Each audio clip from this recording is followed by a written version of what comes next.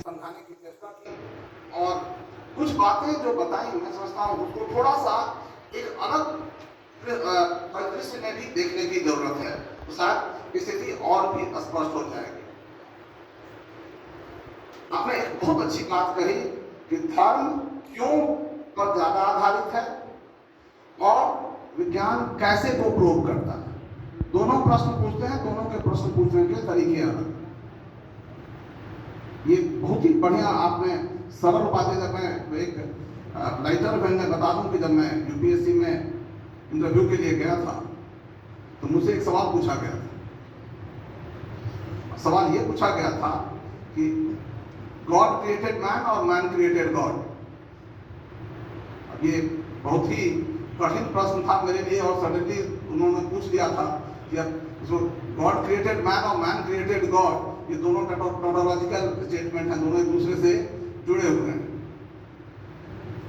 मैंने जो उनको जवाब दिया था, मैं समझता हूँ शायद पहले गौहर साहब से मिल लिया होता तो कुछ और बेहतर जवाब देता। मैंने उनको कहा था ये कि सभी पृष्ठभूमि में कहीं ना कहीं हम जब एक सीमा तक पहुंच जाते हैं तब गॉड की जरूरत होती है। जैसे किसी भी प्रश्न को अगर पूछते जाइए, क्यों पूछते जाइए, तो क्यों उन्होंने कहा, तो उसका एक अंत आता है। और जैसे जो उदाहरण उन्होंने दिया वही उदाहरण मैंने भी उनको दिया था, क्योंकि मैं ब्लैक होल पर ही रिसर्च कर रहा था, यूनिवर्स पर ही रिसर्च कर रहा था। तो मैंने उनको कहा कि आप सृष्टि की उत्पत्ति खोजते जाइएगा तो कहीं ना कहीं आपको लगेगा कि ब्लैक होल, तो आफ्टर ब्लैक होल क्यों या बिग बैंग क्यों, बिग बैंग क्यों जवाब नहीं है, तो कोई जवाब नहीं है तो भगवान को बनाओ और भगवान को कहो कि यही गॉड ने बिग बैंग शुरू किया। अगर इलेक्ट्रॉन में घुसना है तो इलेक्ट्रॉन ही क्यों, उसके भीतर क्या, जो न्यूक्लियस है उसके भीतर क्या, तो कहेंगे कि थोड़े दिन के बाद तो कुछ पता चल जाएगा, हो सकता है न्यूक्लियस के भीतर भी क्या है। लेकिन ये जो क्यों का सीरीज है, यह जहां नहीं होता है वहां हम आसानी से भगवान को ले आते हैं। तो ये एक मैंने बताया था, मैंने और भी बातें बताई थी लेकिन मैं आज उस पर नहीं जाऊंगा। लेकिन मैं क्यों से मुझे याद आया, क्यों बहुत ही सरल शब्द में आपने सबके लिए रख दिया है। मैं एक दूसरे दृष्टिकोण से आपको इस पूरे प्रश्न को देखने के लिए कहना चाहूंगा। अभी देखिए, दोनों तथ्य चाहे धर्म हो या विज्ञान हो, दोनों दो चीज करते हैं। एक तो सत्य की खोज करते हैं, ये मानना होगा कि सत्य की खोज करने का तरीका अलग अलग रहा है।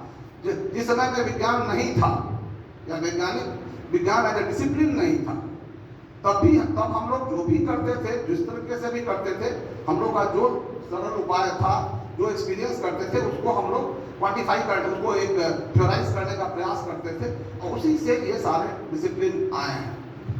मुख्य काम था हमारा मानवीय व्यवहार को नियंत्रित करना। मानवीय व्यवहार को नियंत्रित करने के लिए धर्मों ने भी कुछ प्रिस्क्राइब किए based on their experience, science ने भी प्रिस्क्राइब किए हैं बेस्ड ऑन देयर एक्सपीरियंस। अभी जो लेटेस्ट थ्योरी है, जो मित्ला जी ने प्रश्न उठाया या और भी कुछ लोगों ने प्रश्न उठाया, मैं उसका चाहता हूं कि आज जब हम जाएं तो इस प्रश्न का भी उत्तर इस लाइट में, जो मैं फाइंडिंग बता रहा हूं उसके लाइट में देखने का प्रयास कीजिए। होता क्या है, हम लोग ह्यूमन माइंड को एक एंटिटी मान करके चल रहे हैं। अभी जो लेटेस्ट, जो पिछले 30-40 साल में लोगों ने स्टडी किया है, ह्यूमन माइंड में दो सेंटर ऑफ डिसीजन मेकिंग होते हैं। मतलब हमारे भीतर दो माइंड होता है, एक माइंड नहीं होता है।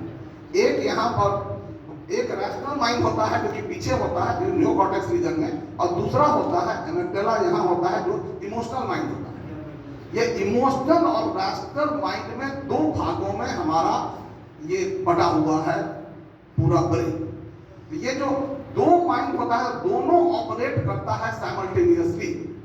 तो कोई भी चीज अगर हम देखते हैं तो हम देखिएगा कुछ इमोशनल रिएक्शन हमारे होते हैं, इमीडिएट रिएक्शन होता है। एक सांप को अगर देखते हैं, मैं ये प्रश्न इसलिए बता रहा हूँ कि ये आपको साइंटिफिक सोच की ओर ले जाएगा, इसलिए इस प्रश्न को समझने की जरूरत है। अगर हम एक चीज देख रहे हैं, रास्ते में जा रहे हैं, एक कुछ दिखता है तो हम कहते हैं अरे सांप, लेकिन कुछ देर के बाद लगता है कि तो रस्सी था, तो सांप नहीं था। जब हम डिटेल एग्जामिनेशन करते हैं तो हमको लगता है ये रस्सी है, इमीडिएट देखते हैं तो सांप है। तुलसीदास ने एक चीज को रस्सी पकड़ के ऊपर चढ़ गए, वो तो सांप निकला, क्योंकि उन्होंने ध्यान से देखा ही नहीं था, या इमोशनली वो इतना चार्ज थे कि उनको रस्सी ही समझ में आए। ये बात समझने की जरूरत है। तो हमारा दोनों माइंड साइमल्टेनियसली ऑपरेट करता है। होता ये है कि विज्ञान हमारा रैशनल माइंड को कंट्रोल करता है, रैशनल माइंड को समझता है। हमारा धर्म के जितने भी प्रिसेप्ट्स हैं वो सभी इमोशनल माइंड से ज्यादा जुड़े, ज्यादा मैं इसलिए कहूंगा, थोड़ी बहुत चीज उसमें भी रैशनैलिटी रहती है, लेकिन ज्यादा इमोशनल माइंड से जुड़ता है। हमारा ह्यूमन बिहेवियर जो है वो करीब करीब 2/3 तक ये इमोशनल माइंड से जुड़ता है, इसलिए हमारा बिहेवियर बहुत इरेशनल नजर आता है एट टाइम्स। बहुत मैं इसकी अभी व्याख्या नहीं करूंगा, मैं समझता हूँ किसी रोज हम लोग किसी साइकोलॉजिस्ट को बुला करके इसकी व्याख्या करवाएं, लेकिन ये बात समझने की जरूरत है कि हमारा माइंड 2 तरह से ऑपरेट होता है और दोनों तरीके से। अब एक छोटा सा उदाहरण दूंगा जिससे समझ में आ जाए। हम विज्ञान की किताबें पढ़ा करके रह गए कि पेड़ काटना नहीं चाहिए, इससे ऑक्सीजन खत्म होता है और इस पर खतरा है, हमारे पूरे जीवन पर खतरा है, पृथ्वी पर संकट है, ये सब पढ़ा कर रह गए। और जो किताबें हमने बनाई वो भी उसी को काट करके बनाई, पेड़ को काट करके बनाई। ये कमाल है। ये कौन रैशनैलिटी थी हमारी, कौन विज्ञान था इसमें? और हमारे पूर्वजों ने क्या किया, जो जिस बात की समझिए इसको, वो उन्होंने इमोशनल ब्रेन को पकड़ा, आपके रैशनल ब्रेन को नहीं पकड़ा। इमोशनल ब्रेन को क्या कहा कि जा करके लाल टीका लगा देना, जिस पेड़ पे लाल टीका लग गया उसको काट के दिखा दीजिए हमको। ये बात समझिए, हम ह्यूमन बिहेवियर को कंट्रोल कर रहे हैं। उन्होंने लाल टीका लगा के कंट्रोल किया, हम किताब में पढ़ा के कंट्रोल कर रहे हैं। और किताब में पढ़ाने से कोई अंतर नहीं पड़ता, जाता है बच्चा, उसके बाद पेड़ उठा करके वो ठंडी बना के चलता है। तो ये बात समझने की जरूरत है कि हमारा बिहेवियर कैसे कंट्रोल होगा। और ये दोनों, ये कॉम्प्लेक्स इसलिए, ये रिलीजन और साइंस का इशू थोड़ा सा कॉम्प्लेक्स इशू है, जो दोनों, मैं हमेशा मानता हूं कि ये दोनों एक दूसरे के पूरक हैं, कि एक ज्यादा एड्रेस कर रहा है एमेगडाला को या इमोशनल माइंड को, और दूसरा बिहेवियर दूसरा करता है रैशनल माइंड। एक दूसरी बात मैं चाहता हूं इसमें बता देना, जो बहुत अच्छी तरह से राजा साहब ने बताया।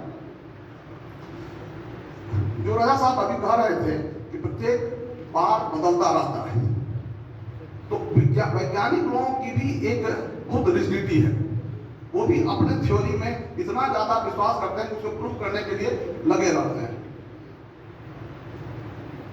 हाइजेनबर्ग आप लोग, मैं समझता हूँ जो फिजिक्स वाले होंगे समझते होंगे, बहुत बड़े वैज्ञानिक थे और जिन्होंने प्रिंसिपल ऑफ अनसर्टेनिटी दिया। उन्होंने एक किताब लिखी है फिजिक्स एंड बियॉन्ड, और उन्होंने लिखा क्या, उन्होंने कहा, उसमें एक बहुत अच्छी लाइन है जो कि इस पूरे दृष्टिकोण समझाती है, जो उन्होंने कहा every age has its own truth. सत्य शाश्वत नहीं होता है, सत्य प्रत्येक युग में अलग अलग बदलता रहता है। यह इसीलिए आपको जो कुछ वैज्ञानिक सत्य भी होते हैं, कुछ धार्मिक धर्म से भी सत्य आते हैं, कहीं से भी सत्य आएगा। सत्य की खोज लोगों ने अलग अलग तरीके से की है। इसलिए ये हम लोगों को जो देखने की जरूरत है कि हम लोगों को सत्य पर टिके रहने की जरूरत है। जैसे कहते हैं सत्य में जयते, ये सत्य वैज्ञानिक सत्य था कि धार्मिक सत्य था या कौन सत्य था पता नहीं, सभी लोग सत्य की ही खोज करने की बात करते रहे हैं। और वो इसीलिए देखिएगा, कभी न्यूटोनियन साइंस में न्यूटन का जो यूक्लिडियन ज्योमेट्री पर बेस सत्य था, और जब यहाँ पर रिमानियन ज्योमेट्री पर सत्य आया तो आइंस्टीन का सत्य है, आइंस्टीन अपना कर रहा है वो सत्य, अब कह रहे हैं कि और कुछ नई चीज आ गई है तो और आ जाए। ये सत्य बदलता रहता है, सत्य हमारे देखने की क्षमता बदलती रहती है। एक तीसरी बात और मैं चाहता हूँ कि आपके समक्ष रखूं। प्रत्येक समाज ने, अभी एक अच्छी बात कह रहे थे, प्रत्येक समाज ने जितनी चीजें हैं उसको प्रश्न किया है। मुझको आश्चर्य लगा, मैं जब पहाड़िया सबके साथ काम कर रहा था, जिसके पास कोई वर्ड नहीं है, उनके पास डिक्शनरी भी नहीं है, पहाड़िया समुदाय उसका ये स्टैब्लिश कर रहा है, लोगों को लगता है इसको कुछ आता ही नहीं है। उनका जब गीत सुनने लगा मैं, उस गीत में सृष्टि की उत्पत्ति की कहानी दी हुई थी। वो भी अपने तरफ से सृष्टि की उत्पत्ति की कहानी को खोज कर रहे थे। और मोरलेस सभी धर्मों में जब आप बात कर रहे थे, बाइबल ने भी कहा कि let there be light and there was light. कुछ नहीं मिला तो सीधे उन्होंने let there be earth, there was earth. जब इसमें यहाँ भी हुआ, जब ब्रह्मा जी आए तो ब्रह्मा जी ने बना दिया सब कुछ। तो ये जो बनाने की प्रक्रिया है या सृष्टि की उत्पत्ति के संबंध में जो प्रूव करने की प्रक्रिया है, ये धार्मिक लोगों ने भी और दार्शनिक लोगों ने भी अपने अपने ढंग से किया है और सभी समाज ने किया है। मुझे यह आश्चर्य लगा कि पहाड़िया की वो आदिम जनजाति भी इसको प्रूव कर रही थी। उसमें और बहुत कुछ नहीं था तथ्य, लेकिन ये भी था। हम जब इसकी बात कर रहे थे, मुझे लगा जब ये दशावतार की बात कर रहे थे, दशावतार आप देखिएगा, दशावतार में मूलतः सृष्टि के विकास, मानव के का जो उत्तरोत्तर प्रगति हुई है, उसी की कहानी लिखी हुई है। मुझे लगता है शायद इन सभी बातों पर प्रूव करने की जरूरत है। हम सभी चाहे धर्म के माध्यम से हम प्रूव करें, जिसमें कि बहुत ज्यादा लॉजिक नहीं है, वो रिगर नहीं है मैथमेटिकल, वो रिगर नहीं है साइंटिफिक, वो तो उससे प्रूव कर रहे हैं हम लोग, या फिर हम लोग साइंस के रिगर से प्रूव करना चाह रहे हैं। दोनों एक दूसरे के पूरक हो जाते हैं। जहां जहां मैं आपको बता दूं, जहां जहां विज्ञान की को अपनी सीमाएं नजर आती हैं, वहां वहां वह धर्म का सहारा लेता है उसको जस्टिफाई करने। इसलिए इस बात को ये मेरी युक्ति नहीं है, ये कोठारी जी आए थे हम लोग यहाँ, DS कोठारी, जिससे कोठारी बहुत फेमस आदमी, हम लोग यूनिवर्सिटी में एड्रेस करने के लिए आए थे। उन्होंने ये कहा था कि जहाँ जहाँ नहीं होता है वहाँ देखना कि यही चीज हो रहा है। दोनों को हम लोगों को पूरा समझना चाहिए। साइंस और रिलीजन दोनों मानवीय व्यवहार को मूल प्रश्न वहाँ नहीं है। मूल प्रश्न है, विवाद है कि हम लोग अब हिंसा के आधार पर अपनी बात न मनवाएं, हम लोग तर्क से जाएं। कहाँ ज्यादा जरूरी है, और वहाँ शायद मैं समझता हूँ बिहार के कुछ रीतियों को मैं आपके समक्ष रखना चाहूंगा। हमारे यहाँ यह परंपरा नहीं रही थी कि हम लोग तलवार के जोर पर किसी भी विचार को मनवाने की क्षमता